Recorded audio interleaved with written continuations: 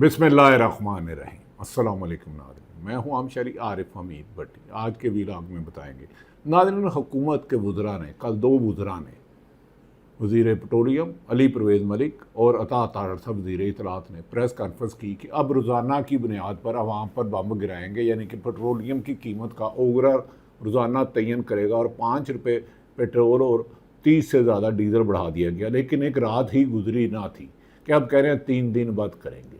एक तरफ बलूचिस्तान की तशवीशनाक हालत जंग में खैबर पख्तूनख्वा, दूसरी दफ़ा कश्मीर में बिलाखिर बिलावल भुट्टो ने जाकर इंटरफेरेंस की और ऑपरेशन रुकाने की कोशिश की। बिलावल भुट्टो ने गुज़श्ता रोज़ तकरीर करते हुए कहा कि अगर हुकूमत को ललकारा कि अगर आप आबनाए हुरमज़ खुला सकते हो तो कश्मीर की सड़कें क्यों नहीं खुला सकते, 1 महीने से ज़्यादा बंद है। बिलावल भुट्टो ने ख्वाजा आसफ को भी आड़े हाथों लिया और कहा कि अगर हुकूमत की पॉलिसी नहीं है तो ख्वाजा आसफ को घर भेजो। उन्होंने कहा कि मैं कश्मीर के साथ हूँ, ताकत से हर मसले का हल नहीं होता। दूसरी तरफ मौलाना फजलुर रहमान की ललकार और हुकूमत की चीखो पकार के बावजूद भी मौलाना फजलुर रहमान के भाई ने कहा कि अगर किसी में हिम्मत है तो मौलाना के खिलाफ मुकदमा दर्ज करे, हम लश्कर कशी नहीं करेंगे, लश्कर नहीं बनाएंगे। क्या हकीकत है? क्या ये बातें कुछ लोग कहते हैं मौलाना ने ताकतवर हलकों की अशीरबाद पर की है, जबकि हुकूमत सख्त तनकीद कर रही है। वफाकी वज़रा से लेकर फ़याज़ुल हसन और ओन चौधरी जैसे लोगों को सामने लाना पड़ जाए तो इसका मतलब है हुकूमत की क्रेडिबिलिटी ज़ीरो हो चुकी है। इसीलिए कहते हैं कि फार्म 47 वाले कुछ नहीं कर सकते। बाद में आपको बताएंगे अमेरिका और ईरान जंग ख़तरनाक मरहले में पहुंच चुकी है। दोनों की तरफ एक दूसरे के तवानाई के प्रोजेक्ट पुल और तवानाई के प्रोजेक्ट तबाह करने की खबरों में दुनिया में एक दफ़ा फिर पेट्रोल का बहरान पैदा हो रहा है, गैस का बहरान पैदा हो रहा है। और इस सिलसिले में चीन और रशिया ने अहम किरदार अदा करना शुरू कर दिया है। ईरान ने कहा कि हमें ख़त्म करते करते अमेरिका खुद ख़त्म हो जाएगा। हमारी जवाबी कार्रवाई पर अमेरिकन खदाफ को जिस तरह निशाना बनाया है, ईरान अब सुलह की टेबल पर आएगा, लेकिन हम अब मुज़ाकरात उस वक़्त करेंगे जब इंटरनेशनल पावरें हमें गारंटी देगी। अमेरिका नाकाबिल एतमाद है, वो हमारे एतमाद को ठेस पहुँचाता है। नाज़रीन, अब आ जाते हैं पाकिस्तान की तरफ। पाकिस्तान में इलेक्शन के बाद वैसे तो 4 साल हुकूमत का तसलसल चला है, जिसमें पीपल्स पार्टी, नून लीग और मौलाना फजलुर रहमान ने और MQM बाप पार्टी ने मिलकर ये हुकूमत बनाई थी 9 अप्रैल 2022 को। लेकिन फिर जाली से केयर टेकर हुकूमत को एक तवील अरसा चलाया गया ज़बरदस्ती। उस पर लोगों को बहुत ज़्यादा खदशात थे, लेकिन एक इलेक्शन कराया गया जो मुतनाज़ा तरीन इलेक्शन है और पूरी तारीख का उसे मुतनाज़ा इलेक्शन करार दिया। उसके बाद पाकिस्तान की मुश्किलात में रोज़ बरोज़ इजाफा होता रहा। इंटरनेशनल इन्वेस्टर इस मुल्क को गैर महफूज मुल्क समझ के मुल्क से जाते रहे। पाकिस्तान के सरमायादारों ने भी अपना पैसा निकाल लिया। यहाँ तक कि बिजली, गैस और पेट्रोल की महंगाई ने 90% आवाम पर महंगाई बम गिराया और लोग खुदकशियों में बेपनाह इजाफा होता जा रहा है। कल ही एक अखबार में था कि एक शख्स ने महंगाई के हाथों अपने बच्चों को मार दिया, और ये ख़बरें अक्सर आ रही हैं। जब हुक्मरान अयाशियों में लल्ले तलल्ले ज़िंदगी गुजारे, अरबों रुपए के जहाज़ लें और हर मंगल को, हर जुमे को मरी चले जाए। आज मुस्लिम लीग नून की बड़ी सियासी बैठक मरी में हुई, क्योंकि मरी में वज़ीर आला पंजाब की आलीशान नेक्सी है जिसका लाखों रुपया रोज़ाना का ख़र्चा है।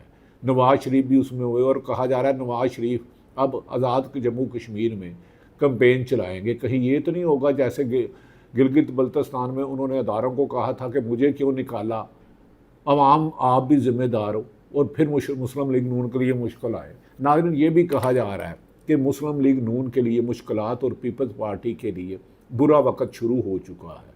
इसीलिए लोग सितंबर अक्टूबर को सितमगर कह रहे हैं।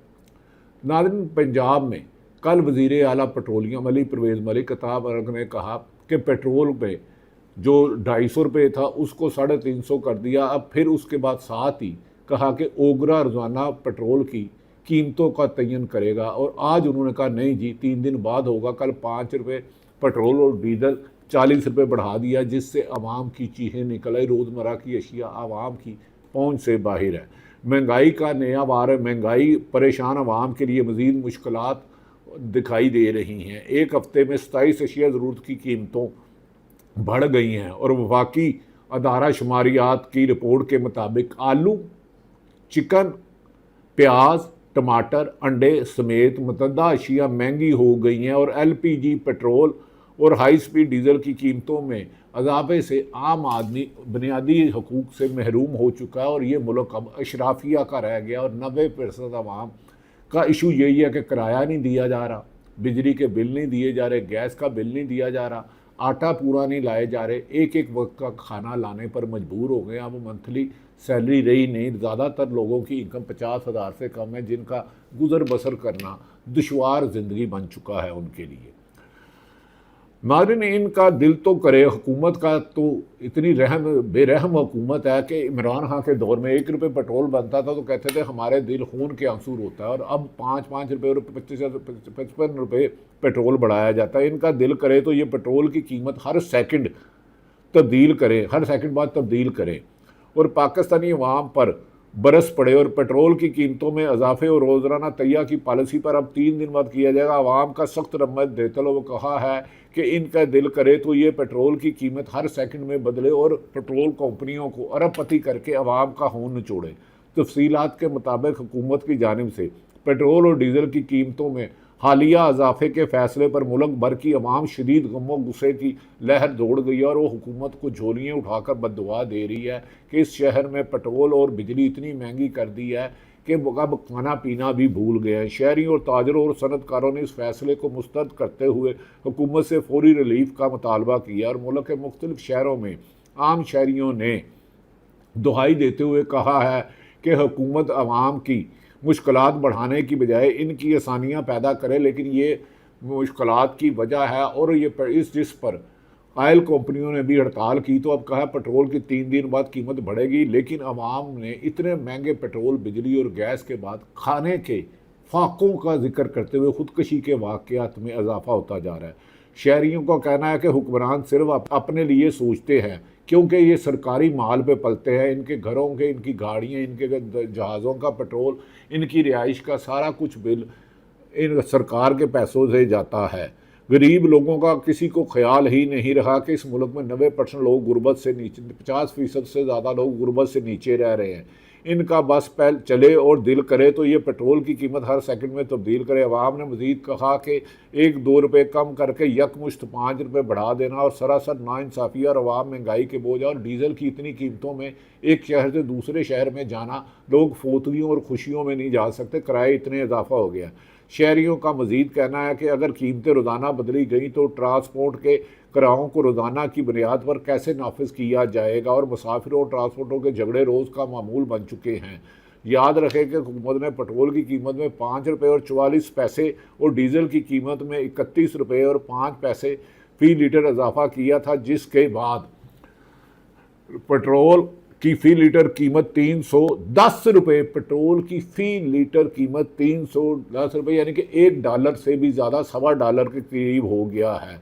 100 की कीमत 310 रुपये 71 रुपये बढ़कर 316 रुपये 15 पैसे हो गई है, जबकि डीज़ल की कीमत भी इसी तरह इजाफा हुआ है। नाज़रीन, दूसरी तरफ हसन जफ़र कहते हैं, माहिर माशियात, उन्होंने कहा है कि हुकूमत को अब डिफ़ॉल्ट डिक्लेयर कर देना चाहिए क्योंकि डिफ़ॉल्ट की सारी अलामात पूरी हो चुकी हैं पाकिस्तान में।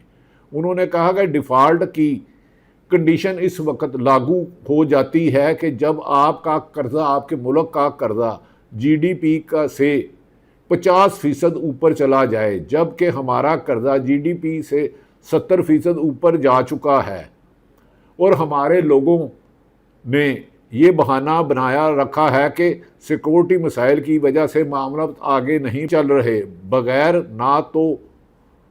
यानी कि ना नोमन तेल होगी, ना राधा नाचेगी, ना सिक्योरिटी ठीक होगी। गिलगित बल्तिस्तान और आज़ाद कश्मीर और बलोचिस्तान और KPK की आपको सूरत हाल कई दफ़ा आगाह कर चुके हैं। ना सिक्योरिटी ठीक होगी, ना माशियत ठीक होगी, ये सारे एक्सपोर्टर्स हैं। हसन जफ़र माहिर माशियात के इस कहने के बाद अब हुकूमत बताए कि वो कब डिफ़ॉल्ट करार देगी अवाम को धोखा देने वाले। आयशा नाज ने कहा है, siyaasat.com ने नजम सेठी और आयशा नाज का प्रोग्राम शेयर किया, अगर पीटीआई की कोई ऐसी बात करता जो मौलाना फजलुर रहमान की ललकार और हुकूमत को चैलेंज, उन्होंने कहा कि अगर हमें देना है तो सारे वसाइल भी दो, हम खुद लोगों को सिक्योरिटी का बंदोबस्त कर लेंगे। अगर पीटीआई का कोई भी ऐसी बात करता तो हम पहले भी देखा है कि इनके साथ क्या हुआ। यहाँ तो मौलाना कसूर में जलसा किया, ज़िलाई मुंतज़मीन जलसे मुंतज़मीन के ख़िलाफ़ कोई बड़ी कार्रवाई नहीं हुई। GHQ को थ्रेट आता है लेकिन कोई कार्रवाई नहीं होती, बस मजहबती करारदाद पास होती है। आयशा नाज, जबकि पिछले 4 सालों में पाकिस्तान तरीके इंसाफ को एक जलसे की इजाज़त नहीं दी गई। सेल अफरीदी हो, आलिया हमजा हो, पूरी PTI हो, उन्होंने मीनार पाकिस्तान दर्जनों मरतबा दरख्वास्त दी कि हमें जलसा करने की इजाज़त दी जाए। लगता है तरीके इंसाफ के लिए इस मुल्क का, पाकिस्तान का कानून नहीं लगता, अंग्रेज़ दौर का कानून लगता है कि तरीके इंसाफ को और इंडिपेंडेंट सहाफ़ियों को, इंडिपेंडेंट वकला को या इंडिपेंडेंट सिविल सोसाइटी को जीने का हक़ नहीं है। जो इनकी ग़ुलामी में आए वो ही जिए। एक तरफ तो मौलाना फजलुर रहमान पे जलसे की इजाज़त भी दी गई, प्रोटोकॉल भी दिया गया, हुकूमत बयानात पर असर कर रही है बस। नाज़रीन, दूसरी तरफ राना सनाउल्लाह की बेबसी और मजबूरी देखें, जो PTI के ख़िलाफ़ रोज़ाना फतवे देते थे। मौलाना अब्दुल गफूर हैदरी ने कहा है कि मौलाना के ख़िलाफ़ जो प्रोपेगेंडा चल रहा है, अगर वो जारी रहा तो फिर वो GHQ के बाहर इकट्ठे होंगे। ये मोहम्मद शहजाद इकबाल का प्रोग्राम है, राना सनाउल्लाह इसके मेहमान हैं। उन्होंने कहा GHQ के बाहर इकट्ठे होंगे। शहजाद इकबाल ने राना सनाउल्लाह से सवाल किया तो इस पर उन्होंने कहा, अगर उन्होंने ये कहा है, राना सनाउल्लाह का जवाब था, अगर उन्होंने ये कहा है तो फिर एक और इंतहाई नामुनासिब बात होगी। GHQ के बाहर जाकर एहतजाज का क्या जवाब बनता है। राना सनाउल्लाह, मौलाना के ख़िलाफ़ कोई प्रोपेगेंडा नहीं है, जो बात मौलाना ने की है इससे हौसला शिकनी हो सकती है, इससे हौसला शिकनी हो सकती है। राना सनाउल्लाह, इमरान खान को तो आपने 7 माह से कैद तन्हाई में रखा है, उसने तो इतना सख्त बयान नहीं दिया, वो तो कहता था फ़ौज भी मेरी है और अवाम भी मेरी है। लेकिन आपकी ये डबल पॉलिसी से ऐसा लगता है कि दूसरा तरफ नाज़रीन आशा गुलेलई जैसे किरदार को बीच में लाना तकलीफ़ दे है। उनकी बात इतनी बेहुदा है कि मुझे बात करते हुए भी शर्म आ रही है। लेकिन siyaasat.com ने इनका जो क्लिप शेयर किया है वो आपको बता देता हूँ कि इनसाइड पाकिस्तान के हालात हुकूमत के कंट्रोल में नहीं रहे। आशा गुलेलई कहती हैं, अभी शाम को मौलाना फजलुर रहमान के 2 बंदों की मुझे कॉल आई, दोनों ने अपने आप को कर्नल बता रहे थे, एक पंजाबी और दूसरा पश्तो में बात कर रहा था, दोनों मेरे घर का पता पूछ रहे थे। मैंने फजलुर रहमान को बताना चाहती हूँ कि मैंने किसी कर्नल और ना किसी जनरल को जानती हूँ, मैं सिर्फ पाकिस्तान और इसके अवाम को जानती हूँ। अगर मेरे ऊपर कोई हमला होता है तो फिर मेरी डिफेंस से जो जवाबी कार्रवाई होगी, फिर मौलाना फजलुर रहमान अपने नुकसान के खुद ज़िम्मेदार होंगे। आशा गुलेलई, इन्होंने कल मौलाना साहब के कहा कि उन्हें बच्चों का शौक़ है। आशा गुलेलई एक मुतनाज़ा शख्सियत है, इसने इमरान खान के भी लिया था, लेकिन मौलाना फजलुर रहमान के आगे इनकी बोलती बंद हो गई है।